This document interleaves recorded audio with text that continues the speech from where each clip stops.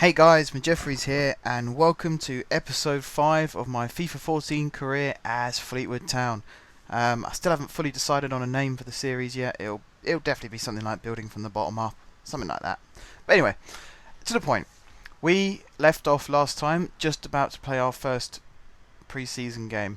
And if you look on your screen now, that is what's happening. We are playing our first pre-season game, and straight from the off, we have a really good chance to score from, funny enough, Tim Payne. Sadly, he got a good header on target. It wasn't either side of the keeper. If it had gone either side of the keeper, it would have been 1-0 Fleetwood inside the first few minutes. Unfortunately, it was straight at the keeper. But you got to take the positives. It was a really good start. And there's another good ball over the top for Hughes, and that is really close to going in as well. I've come up with a clever strategy for this. I was saying when I was setting up my formation about how the wingers play. I have got a right-footed winger on the left-hand side and a left-footed winger on the right-hand side. So that was Hughes, who's playing on the right-hand side, obviously being left-footed, which is why he hit that left-footed shot. And okay, he hit it a bit wide of goal, but if he'd got that on target, that would have been a really good finish. Really clever finish as well. To hit it with the outside of your left foot across goal like that. That's good play from... I can't remember who that was. To win the corner. Unfortunately, the corner's cleared. I'm getting better at corners. I'm desperately trying to at least win headers. Because I remember from my Barnet career, there was a lot of corners I was just sort of swinging them into the box and getting nowhere near them. That was a good challenge, and that was a good strike from Ball. It's another good save from the keeper. There's a lot of overhead clearances like that in FIFA 14. I don't know if anyone else has noticed that. Just when you think you're going to get on the end of it, suddenly a defender does an overhead clearance. That's Payne through on goal again, and that was another good save from Ford in goal. Payne's had a good start, as you can see. I was right to sign him, definitely. Playing behind the striker. He's doing really well. I'm really pleased. Especially with the free transfer as well. It's a good way to make money. I've said this in my last FIFA series as well. You sign a player on a free transfer, and 6 months down the line they could be worth over $1 million. So it's a good way of making money. It takes a little bit of time to do, obviously, because you've got to wait till the next transfer window.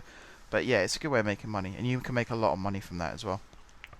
Let's see what's going on here now. This episode, because it's a pre-season game and it's the first pre-season game, I'm going to show the entire match. This will not be the case for league matches or cup matches unless it's a big cup match. I'm going to try and cut it down as much as I can to highlights only, or at least key moments. That was never a penalty in my mind. It was a rough challenge, admittedly, from... that is Mark Roberts, isn't it? Yes. I was raving about him, saying, ex-captain of Stevenage and really good centre-back, and then he goes and gives away a stupid penalty, which I very nearly saved, but Rosales was too good for me. Anyway, what was I saying? Oh yes, highlights. I'm going to try and cut it down to highlights as best I can, because I know that long videos, they're not for everybody. Some people might like them, most people don't like them.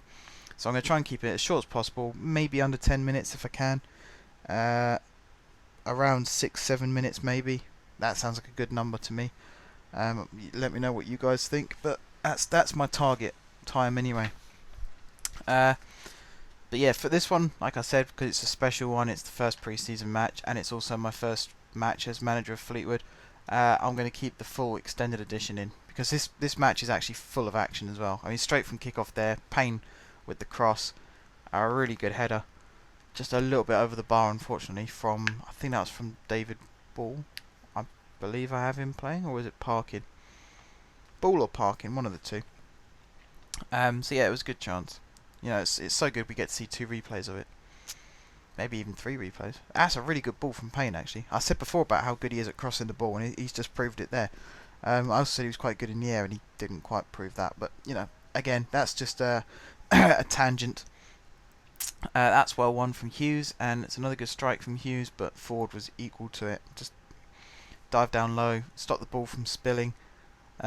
Ford's actually a good keeper, I realised from this match. He's made some good saves so far. He's kept his team a clean sheet. I might see how much he's worth, actually. He'd be a good signing. There's Payne through again. I went to side foot that into the top corner.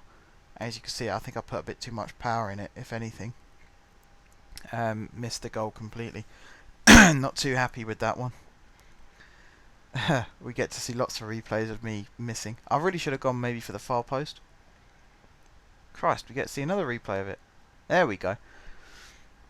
It's one of those occasions, isn't it? Whenever you miss, you get tons of replays, and whenever you score, you get one or two. I don't understand. That's typical EA logic, really. And they always like to show you the bad things, and they don't show you the good things. Anyway, here's Payne again, looking to recover from that miss. There's a Zog. I think a Zog and Payne are going to link up well this season. There's Schumacher, who one of the reasons I took that shot there, I saw in the back of my head, he played against Steamage a couple of seasons ago for Bury, and he scored a free kick to equalise for them, which is a really good free kick. It's about 25 yards out. And then, it must have been a few minutes after that, he scored like a 30-yard pile driver. A ridiculously long way out, and he just stuck it right in the top corner. So, in my eyes, he's a bit of a long-distance shooter. So, if I get the ball with Schumacher outside the area, and there's a space, I'm going to have a shot. I've pretty much decided that, because score a few worldies and they'll look fantastic on these videos. I'm going to try and play attractive football, I think, rather than just you can grind out results, 1-0 wins, and even if I cut down to highlights, I'm going to end up with like 30-second long videos of just 1-0 wins, just show the goal and that's it. I'd much rather play attractive football, try and score some good looking goals, and do it like a highlights reel rather than just this is the goal, move on to the next match.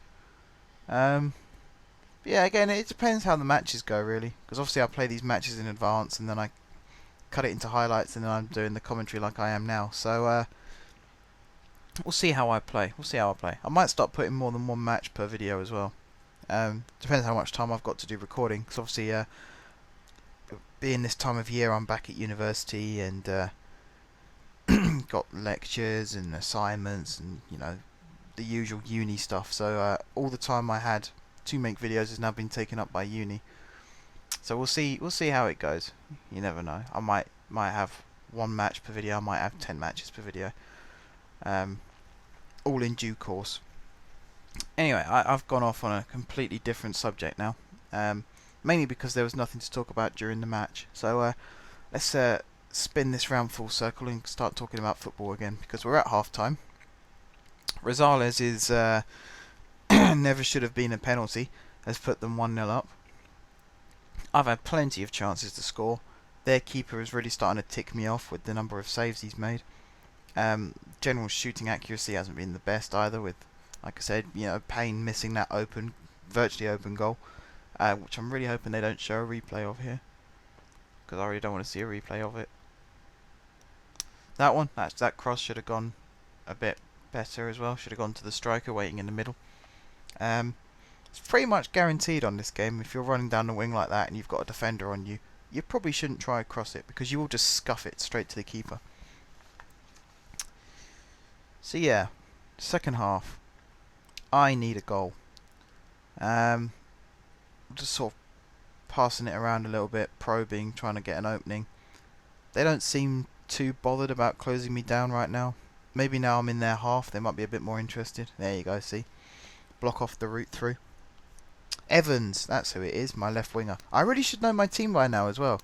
Got Gareth Evans on the left, and we've got something, I think something's telling me John. It might not be. We got Hughes on the right anyway. I can tell you that they are both very good players. They've got quite a bit of pace between them. Hughes seems to have got a good shot on him. That was a really poor pass. No, I don't know what Zog was doing stepping out there. But yeah, I like the two wingers. I'm definitely looking forward to seeing more of as the season progresses. I think a lot of our goals are going to come from out wide, whether it be across into the box or them scoring directly. They look like two good strikers of the ball. They seem to know how to cross a ball. Their passing accuracy seems to be pretty good as well, I've noticed. Not many times do they actually get passing wrong. Their general movement as well. You see here about how that situation, okay, the cross went into the box and McLaughlin was offside. But before that, to get the space for the cross to come into the box, Evans stepped out onto the touchline and dragged the defender over with him. I like to see that in matches. It just one player's movement can completely change a game. They say a lot about Luis Suarez. I mean, obviously, I'm not a fan of Suarez for what he does. That's negative, but I can't argue with when pundits say about his movement and how he can change a game all by himself, because that's true of him. He can do that, and it's literally just about where he is as the ball's played to him and the runs he makes. And I'm still trying to find a player on here that has that ability. Evans there, nearly scoring. Again, that was a bit wild. That was me just trying to hit the ball a bit too hard, going for the spectacular, just over the crossbar. But yeah, as I was saying, player movement. If you have a winger who links up well with a wing back, like, I'm trying to think of a good example in my game. I think I kind of had a good relationship between Micah and Keanu Marsh-Brown for my Barnet career. There's a lot of overlapping runs between them. There was a lot of passing going on between them. But the thing that stood out for me the most was whenever Micah had the ball, Marsh-Brown was always making movements to either give him space or give him an option. And that little jinxing run there from Evans, just making that little run to the byline and creating an option, that's what it's all about for me, and that's what makes a 4-2-3-1 formation work. If your players don't do that, then the formation will never work. If they're all static, then you'll lose the ball a lot more. Just seeing here, like, Brown's on the ball there. I don't know what Brown's doing there, but he's on the ball there anyway. You get Payne on the ball here, and it just disappeared off the bottom of the screen, but Evans had made a good run out wide again and was actually open. Maybe I should have looked for him rather than going out to the right hand side.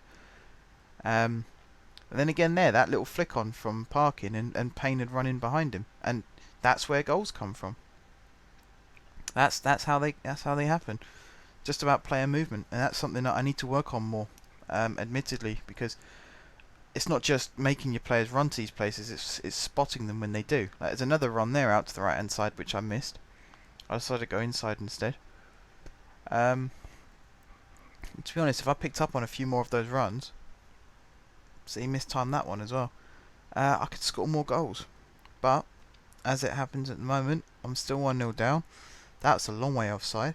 I'm no nearer to scoring an equaliser. Things aren't looking brilliant. Obafemi Martins is coming on for the Sounders, and if there's any Newcastle fans out there, you will know exactly who Obafemi Martins is. I'm hoping there's some neutrals out there who know who he is as well. He wasn't Newcastle's best ever number 9, but he was certainly, in my opinion, one of the most entertaining. I always remember his goal against Spurs, the 84-mile-an-hour rocket. I remember his goal against Bolton, the overhead kick. I remember his goal against Man United at Old Trafford, where he out-jumped Vidic. He is a really good player. So to see him coming on now, okay, he's in his 30s now, and he's not as prolific as he once was, but it's still a worrying sight. What have I done here? Oh yes, I won a free kick here. I always tend to make substitutions as the referee blows his whistle. Mainly so that I don't have to wait long for the actual change to be made. I think that's the main reason. You see there, I brought Matty Blair on as well at left midfield, because I know he's a right footer playing on the left. I'm definitely going to use that tactic as well, about cutting inside and getting shots away. I also prefer to hit crosses running back from the byline, because the ball then swings towards the goal rather than away from it. So any touch, any kind of touch, and it can end up in the back of the net. Yeah, we got a free kick. Schumacher is standing over it. It's not the best cross in the world. It does go to a second ball, but for some reason I don't know what I was doing there. I just headed it straight at the keeper. 82 minutes gone. We're still 1-0 down. We're not attacking anywhere near as much as we were in the first half. Defensively, I'm happier. They haven't really had that many opportunities in this half. That was a really poor pass. You know, okay, this is the first match of the season. You know, it's the first match of me in charge. There's always going to be a bit of rustiness in the players, and the tactics are always going to be slightly different as you're trying to get used to your team's style of play as well as your own style of play. I think it's a good idea to just write this match off. Say, okay, we had a bit of a bad day out there. We lost to the better team. We'll come back next week and we'll fight. That's at this stage of the season. You know, well, I say this stage of the season. The season hasn't actually started yet. At this stage of the game, it's a really good idea to think of it like that. You know, I suppose in a way it's to sort of numb the pain of losing. You could say, you know, it's the next pre-season match coming up. It doesn't really count for anything. It's a morale booster, if anything, if you win it. If you lose it, don't worry too much. You know, if I was a manager for real, that's what I'd be telling my players. Deep down, I'm hurting that we're losing this match, and it looks like we're going to lose this match as well. You know, that's always disappointing, especially when it's your first match in charge as well, because really you want to get off to a good start. But I'd rather win the first league match and lose the first pre-season than the other way around. Because there's no good winning a pre-season match if you're then going to go into your first league match and lose it. I'd rather have it this way around, as it were. Lose the first match in pre-season and then win your first league match, because that's always a pick-up. So yeah, we have lost 1-0 to the Sounders. I've definitely decided that pretty much every league match will be a highlight reel, because it gives me less to talk about as well, which is good, because I realise I've rambled on a lot in this video. So apologies for that, guys, but thanks for sticking by if you've watched the entirety of this. I hope you've enjoyed this. This series is definitely going to be... it'll get better. It'll get more entertaining. There'll be lots more matches and lots more goals. So yeah, until next time, guys, I will see you soon.